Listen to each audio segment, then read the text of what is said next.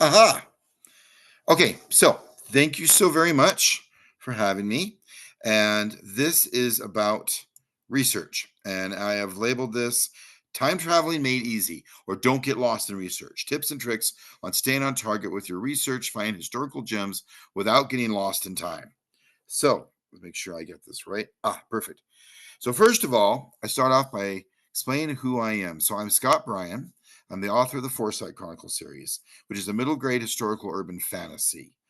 And so, basically, I come at the whole idea of research by covering history in my novels. I had a lot of, like I said, I thought that a lot of the fun stuff involving vampires takes place during their and all these wonderful vampire stories that we have. The person lives nowadays, they meet the vampire, and we've already missed half the story. So I decided, okay, I'm going to set this back and start in the beginning. And it's quite a bit of a task to do, but I thought I'm going to do this. So I thought, let's see, let's do a nice round number. And I'm coming at this. I came at this not as a history major. Back in high school, I was sleeping during history. I was doodling pictures of superheroes on the side of my paper. I wasn't really thinking about it. There was a couple historical events I saw in movies, TV shows, I read about in comics that I liked, but I didn't really know much about history. So here I am thinking, I've got to get this story out there. I want to do some kind of period in time. Let's do a nice round number. And if I have to pick history events that I like, well, I like the Old West. I like the Revolutionary War. Let's go further back. So I decided 300 years. So I decided that, right? That's the Salem witch trials. I'm like, wait, what? The Salem witch trials, 1692. Oh, and then my ideas start rolling in my head. And that's the thing. When you want to write a story using history, the more you think about that history, the more your ideas start to build and get excited and play off itself. So I started looking into it, started thinking about that. But I only knew the basics about the Salem witch trials, colonial America trials, sailing ships, Mohegan tribe, the Native Americans, the animals that are native in Massachusetts, all that kind of stuff. I just knew basics, what we've seen on TV or movies, which of course isn't accurate. But inside, there was a passion for this story. There always has been. And I had to get this out. And of course, as you know, the rule is write what you know. So if you don't know it, you have to learn. So even if you're not a history major, even if you want to do a history story covering an era that you're not that familiar with, that doesn't mean you can't do it. It just means you have to learn about it. So I realized there was so much to learn. I mean, if you look at the slide, there's so much going on that's just, I needed to cram in that one book, and I can't just write and just make it up. I have to know this because people look at you, you're trying to make it up. You want to know. And then if you factor in the fact that this is a series and I want to cover 300 years of American history, that's a lot more. It's like mind blowing how much history I need to learn. You'll see there's like a pyramid in there. So some of this isn't even the history that my characters are living in. Sometimes stuff from the past comes into it to affect it. So I have to know a lot of stuff. And I don't know a lot of stuff. So I have to learn a lot of stuff as I go. So let's see. There we go. What I did, first thing I did, because this is just a massive endeavor, the first thing I wanted to do, which made me feel a lot more confident about my research, is I create a document. And whether you're using Word or what have you, Scrivener or whatnot, create some document to keep track of what you want. For me, what that looked like. Now, I'm not telling a romance story and Regency time period and one and done and we're done. If that's the case, great. Your document will just cover that. But if you're doing something huge like I am, or you want to do a series and you're covering this period of time, then you're going to want to be able to reflect that in this document. It's basically an outline, is what we're talking about. Even if you're a pantser, it's good to know where you're aiming. And I'm not saying you can't be a historical fiction writing pantser. I'm saying that you need to have something to pull out of your pants and throw on that page right away. You need to have some research done.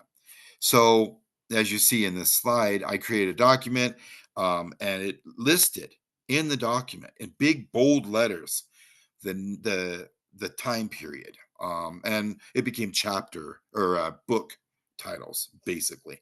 But book one, book two, book three, and as you see, there's different historical events here, different things that separate, and there's like 20 books. I can only fit 10 on the slide. It was fun creating the slide though, because of all the different historical periods and different ideas of what I want to write. I've only made it to, I've only officially completely written up until picture 3. I'm in the process of writing picture 4. So I have a lot of exciting ideas for 5 through 20. So anyway, so first of all, what you do is you make a timeline. You make a document that covers, and you throw all the events in there. So this means that you'll run into something, maybe you'll watch something on YouTube or what have you, watch a movie, and you'll go, that's a great event that happened during World War II. And you write those notes down in your timeline in that section so that later you can go back to it. And that kind of keeps a nice chunk for the whole thing. Okay. Now, after I do that, it's time to actually write my book. And I'm not going to write the whole freaking 300 years of history. So what I do is I then open up a document.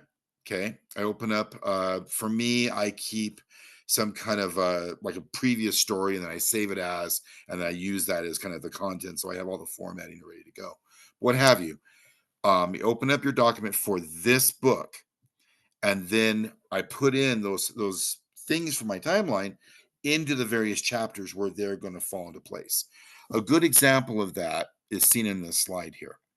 Book 4, Dark Revolution. It's got so much more historical stuff in it than the other books I've written because I'm covering the whole American Revolution. So what I did was I went out and I found a breakdown of all the major events of the American Revolution. Then I put them down in the chapters as what they're going to be. So then when I write, I fill that out. So chapter 1 is the Boston Massacre. Chapter 5 was the Boston Tea Party, the destruction of the tea, as they called it back then. And so now I kind of have a better idea. And in between is where we throw in the characters' reactions and the antagonist build-ups. Oh, I'm going to do this, and the struggles the characters have, and oh my gosh, Roland might say, one of my good friends, Crispus Allen, of slave, was free. He was the first guy. He just got killed at the massacre. Oh, I'm upset. I'm mad. That's not how it goes. I know the writing isn't like that. Thank goodness. But you know what I mean. There's a place there for his reactions, their reactions, where they fall on the side of this, supporting characters that are supportive to the crown. How do they feel about this? And I can do that in the chapters and kind of put those notes in and build up for that.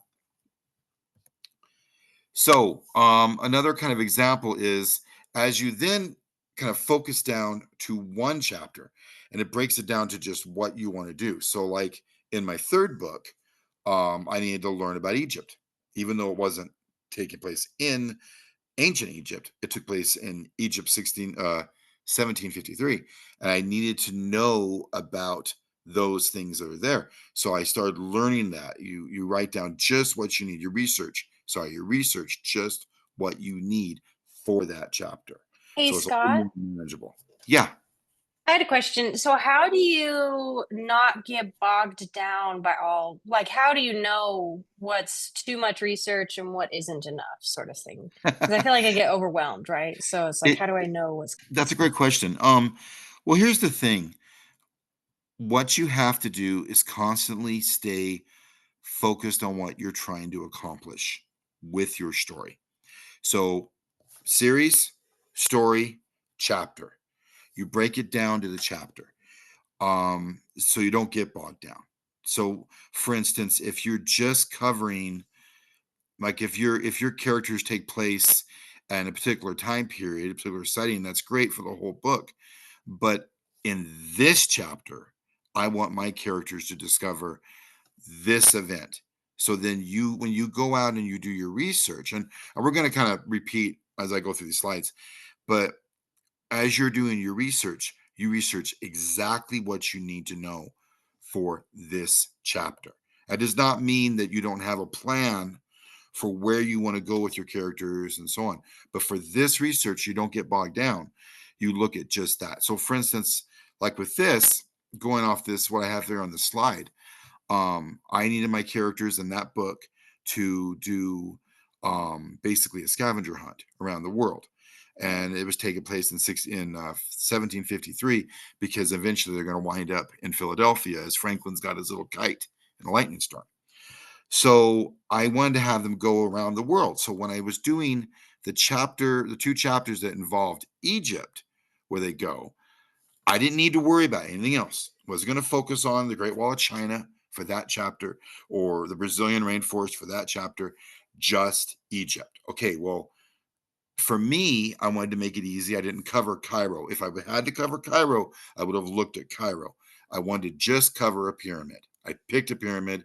I went where Khufu's pyramid, the Great Pyramid, and then I started researching that. So I looked up that pyramid everywhere I could find it. And I looked up multiple research. And we're going to get ahead. I'll be repeating myself with these other slides.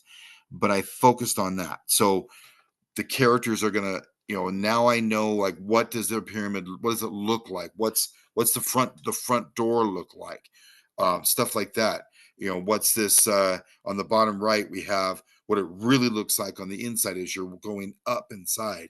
Obviously the railings wouldn't be there in 1753, but a lot of the walls are, and stuff like that. You just focus on what you need. Does that answer the question at all? Yeah, that does. Thanks. Okay, good. So anyway, yeah, so it breaks into kind of a manageable situation where you just focus on that, things you need. So let's move on. So basically, how you eat an elephant, one bite at a time. And that's the thing, is because it can become very daunting looking at all this stuff that you need to do. So don't work on it. Don't stress out about that. You focus on one part. That's why, if you're going to do historical research, I would honestly say outline is the best. I mean, I know there's a big fight versus not big fight versus plotters and pantsers, but you need to know where you're going if you're doing a historical story, because otherwise, yeah, you're not going to have it right, in your history story, in your telling. So, what do you need for this chapter? So, setting, location would be nation and city, countryside, the culture, religion, politics, people's opinions.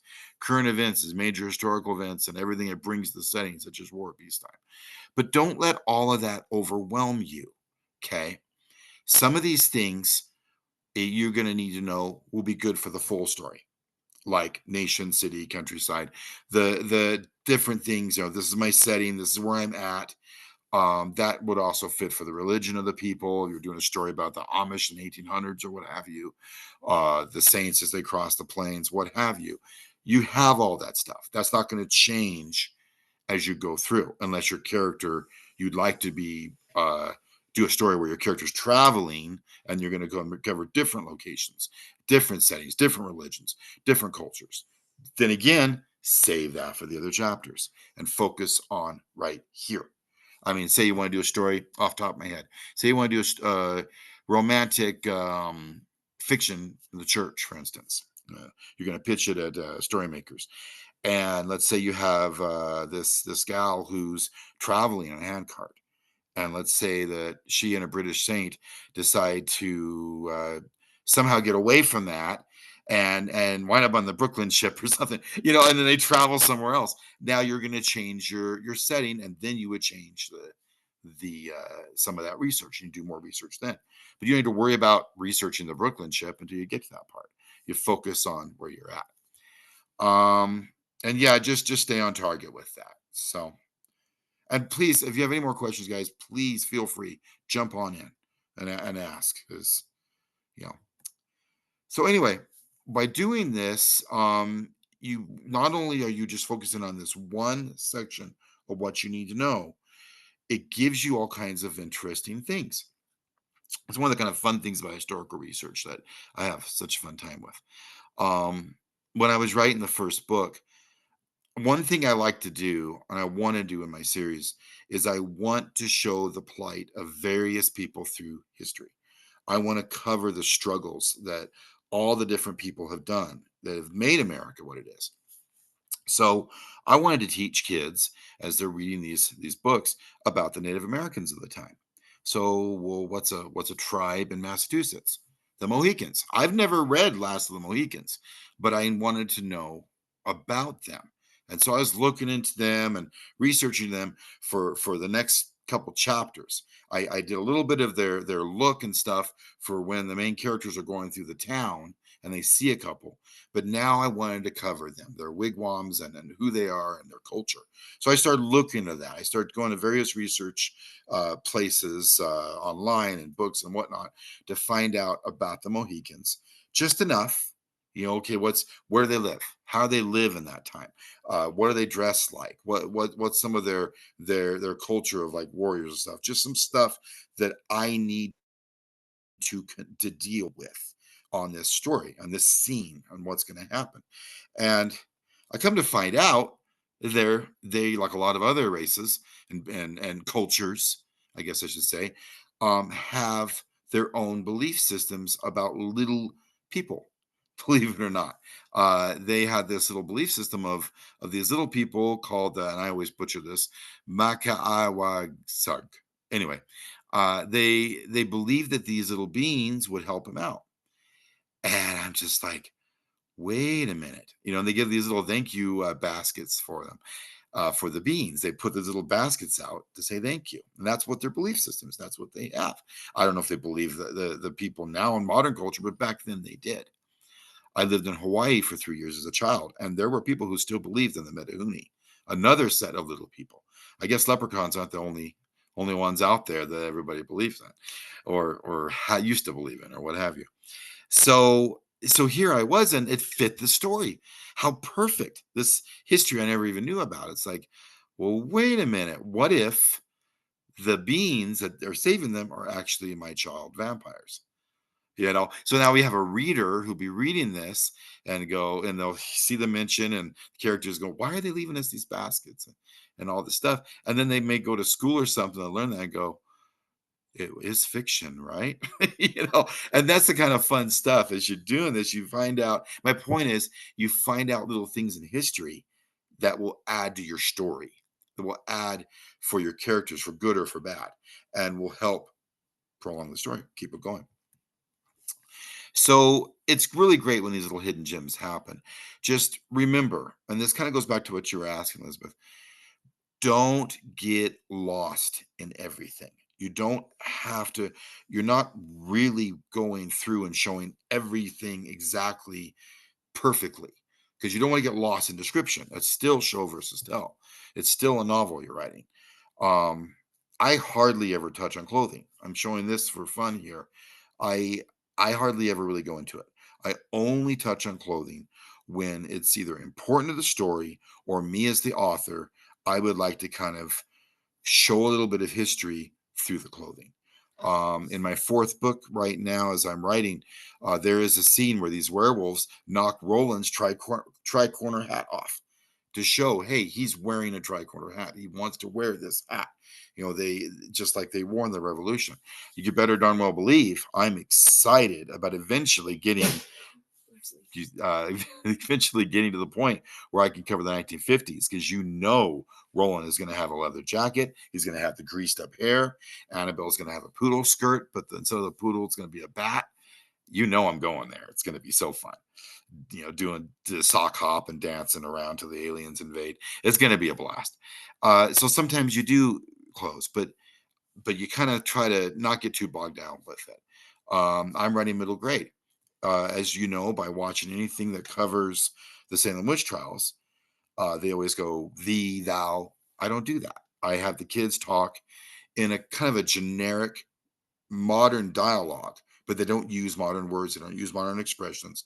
But this way, the reader will not get lost. The kids will not get lost. But if you want to use language at that time, if you're doing something, that's fine too. You just don't get lost in it where it messes it up. But definitely be as accurate as you can. Hope that's not confusing. Again, asking if you have any questions. Here's another example of finding gems in history. As I was having rolling on a pirate ship, vampire pirates, and I wanted to throw some real historical pirates in there, I decided to use Calico Jack. So I started looking up Calico Jack and what's he like, and got really excited about that, and could kind of get a feel of his personality from the various places I read and stuff. And come to find out, he went with two women who disguised themselves to be there because, as you know, women on a pirate ship was considered bad form, was considered superstitious.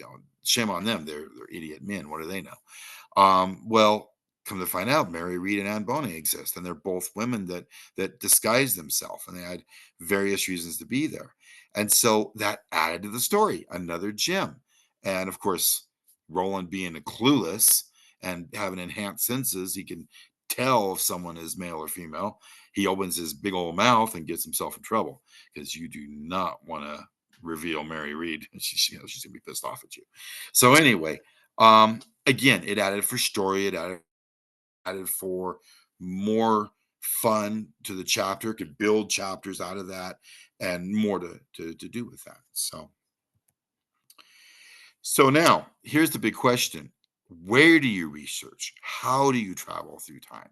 And if I could fit more time travelers in this picture, I would have, because I love time travel. So, but how do you do it? What's the best way? What's your time machine? Well, again, it's really obvious. For me, I first step I use is Google, obviously. But whatever your whatever your search engine is, Pinterest or what have you, whatever you use, um, you go in there, you type in something. So I went very basic: John Dickinson versus John Adams, for instance. I got to a point where I was ready in the fourth book. It's the last chapters that I wrote before I stopped to work on a fantasy book. Was the First Continental Congress, and I discovered, John Adams being a big mouth that he is, and John Dickinson, they just hate each other. Oh my gosh, conflict is so perfect for story. So I did a research. I did Dickinson versus John Adams.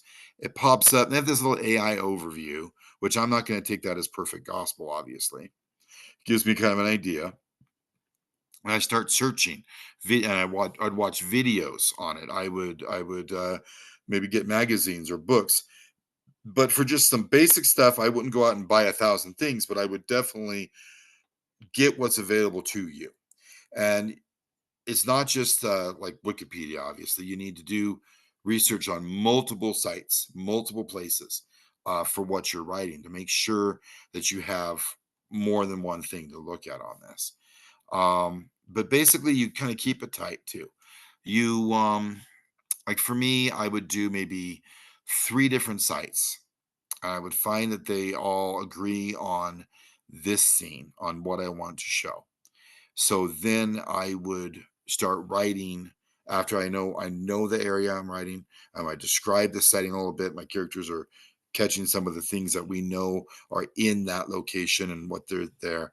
And then the gentleman stands up and they start talking, and maybe through dialogue and through description, we find out who these guys are. Throw in some real quotes, and we start having their conversation. And that's kind of where I did. I was focusing on just this chapter and what's going on in that event. It opens up lots of opportunities. Uh, you can get lost in a rabbit hole. You really do need to set limits on this. Maybe just a set number of sources. Sometimes I do three, sometimes I do five. Sometimes I'll even find myself doing like six, but I don't go further than that because I don't want to spend all day long reading and not putting anything on the page. I try to get down to just an idea of what I want to accomplish with this scene. This scene shows these, the First Continental Congress. So what do I want to do? John Adams. I'll do this gentleman, John Dickinson, that was against fighting against the king. George is there, good old George Washington. Let's briefly show him what he's doing. Maybe 4 or 5 guys. Get them in there. Get in just kind of a little description of them, and focus on the argument and the setting. And then, as I'm done with my historical part, I start bringing in some of my made up stuff with my characters, and I can start shifting into what they're doing and everything. For me, it's monsters and it's leaving the scene to go do this battle. And so then I can kind of step away and the setting is the same, but the historical guys are over there, and I can move on to the next part. But that's kind of what I would do.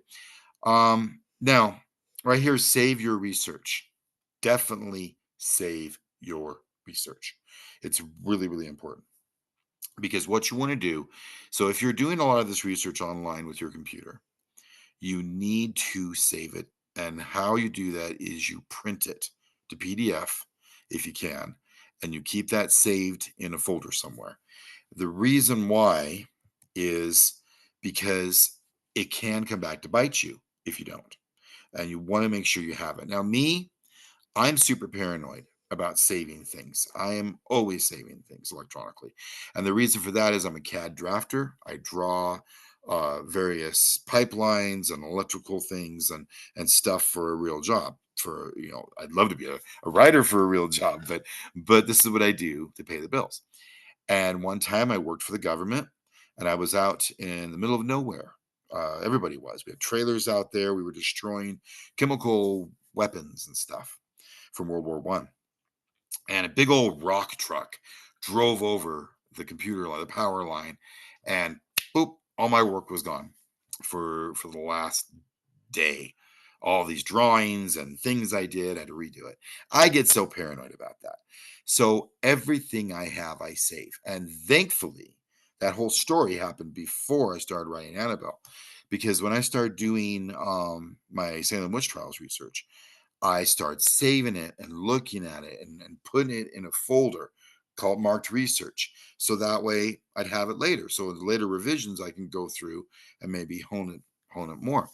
And when I was able to um, find my small publisher, um, it was great because their editor came and gave me some great ideas for further improvements on that first book, including more Salem witch trials and using the afflicted children and Chichuba, who's here in this picture, using them, and it added more tri-fails for the protagonist. It gave her more things to do. So I needed to look up that research, and there it was. I could reread it. I could complement it with further research. I really want to do more with Chichuba. So I'm going to look just her up and just focus on her. Where did she wind up? Did she live a full life? Was she married? What happened to her? Did she ever get her freedom? Was she still a slave? What happened to her after the trials? It says here she didn't die. Where'd she go? Can I use her? Can I use her later? Can I give her immortality and play with her years later? What can I do with this? Should I do this? And it opened up a whole kinds of stuff, all because that first research was there for me to start playing with. So it's really simple. Again, it doesn't take a lot. It's a lot of work, but it's not a lot to explain. It's basically you break down the historical setting to smaller events per chapter. Focus on what you need, one part at a time. Stay focused in your study on what you need for this book, this chapter. Any facts you find out later, any extra things you find out when you're doing your research that happen later, you put that into a later chapter in a note, just paste it as a note. And then later you can go and you can turn that into story if you want to use that interesting stuff, of course. And then save your research. That's very, very important. So that is really the whole thing. I do appreciate you taking time to go time traveling with me on this. It's not as daunting as it seems if you just break it down. So, questions? You guys have any questions for me?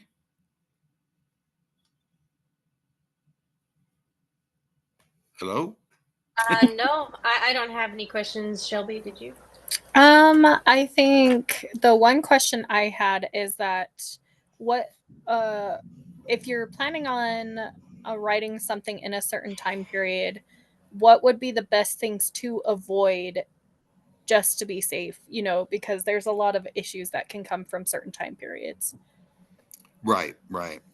It depends. First of all, it depends on the time period you're talking about. because Mhm. different time periods have different issues. Like for instance, I'm doing a massive amount of time periods, and so one issue I always have to deal with is, do I want to use racial slurs? That's a huge part of history, isn't it not? And my answer is no. So what I do is I avoid it. I use words like and he said a derogatory term, or he, you know what I'm saying, without having Yeah. to add to the continuation of the existence of these words, of these terrible, terrible, Mhm. slanderous words. I can describe that a character said this word, but I don't say the word itself. So that's an example of something like that. Okay. Yeah. Any other? I mean, did I get that right? Yeah, yeah, yeah. I want to make sure I answered the question. You are fine. Okay. Have you ever So, found yourself trapped though? Like, whenever you've like done research, excuse me, have you gotten like cornered with the research and your story and like where you wanted to go with the story? uh, um, I am gonna say not yet with the research. Well, that's a good question. My trappings have always been where, yes, wait a minute. I had to pull my head out of Annabelle. Actually, yes. Yes, I did. Yes, I did. And it made it hard. This isn't actually Annabelle. I'm going to get a swig of water. Most recently, I was able to get into the recent Infinite Monkeys newest anthology. Yes. And I was really excited about this one because this was called Twisted Tales. And when they described what it was, that anything in a twisted tale is not just telling Cinderella during a sci-fi book. It could be anything that's a little off. And I'm like, that's every single freaking thing I write. Everything I write is twisted type of tale. I have to enter this. And I thought I would use my time travel storyline because I have a whole book about time travel that I want to do. That's in the back of my head here. It's waiting to come out, screaming. And I wanted to do that, right?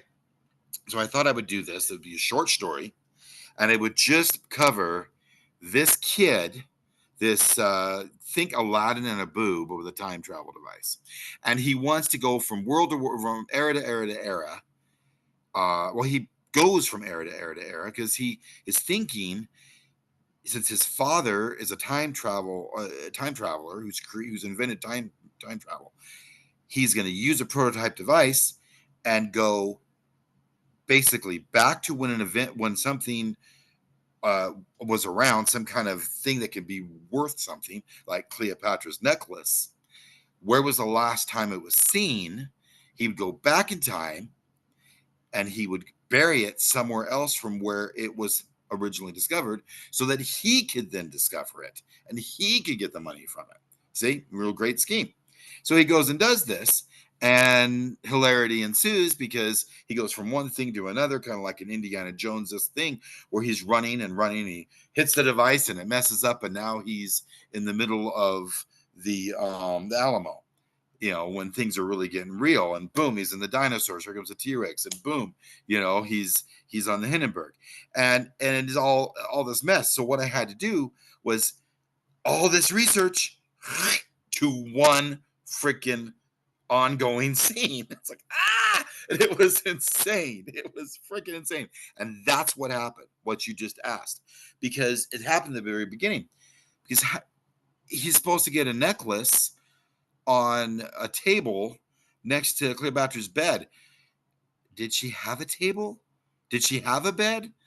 And I did get stuck. I just kept hitting the wall. I'm like, and I kept looking at it.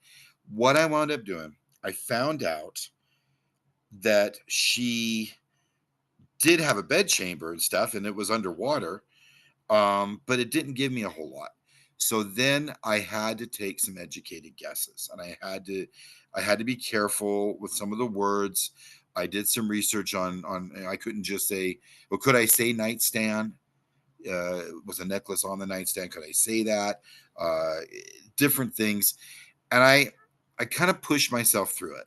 I pushed myself through it, and yeah, it gets harder when you do research that's in classic times, way, way, way ancient times. Do they have a bed? Do they have a table? Do they have a, you have to be kind of careful a little bit. And honestly, if an Egyptologist read this story, he might say, there isn't a nightstand. I don't know. I took a chance there. Sometimes you just have to move forward with the story. And I'm hoping it worked. But Cleopatra's a very small part of this very quick, very fast moving story, even though she's in the title. So I hope it worked. But that's kind of my answer for that. Does that answer your question? Yeah, that works. Thank you. You're welcome. It's kind of goofy. So all right. So this is where I'm available. That is my website, and this is where I'm at. I wish my TikTok was still existing, but pretty soon it won't be, unfortunately. But so I'll be doing a lot more Instagram. But that is where I'm at, available. And these are my books. And my novella is free if people subscribe to my newsletter, because if people subscribe, then my publisher will publish my third book.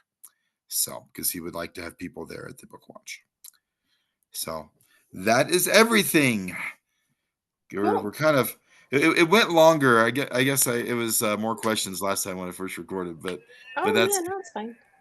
is that good? Oh, thank you so much, Yeah, Scott. thanks. I'm gonna Yeah, stop and sharing. How Scott, do I get to you? that free novella, send me a screenshot of that. That can be your swag. Certainly. How do I get back to recording for? Oh, there we are. Okay, good. Yeah, I will. I'll share that to you. So Cool. Thank you. you are Yeah, welcome. thanks, Scott. This was a good time, Mhm. so don't worry. It didn't have to get the whole hour. Oh, good. Thank you. I'm glad to hear that. So it's my very first writing presentation. Linda's been getting after me to try to be in quills or prequels, and You just should, like, though. you think I should? Yeah, you should try. Yes, Yeah. it's so interesting. And I Well, think it would help people that want to write, Yeah. especially historical fiction, because that's always an iffy one that people aren't Mhm. sure how to write that. it is scary. I would never have done this if I didn't feel the passion to write the Mhm. story to begin with. Because I mean, I've got this.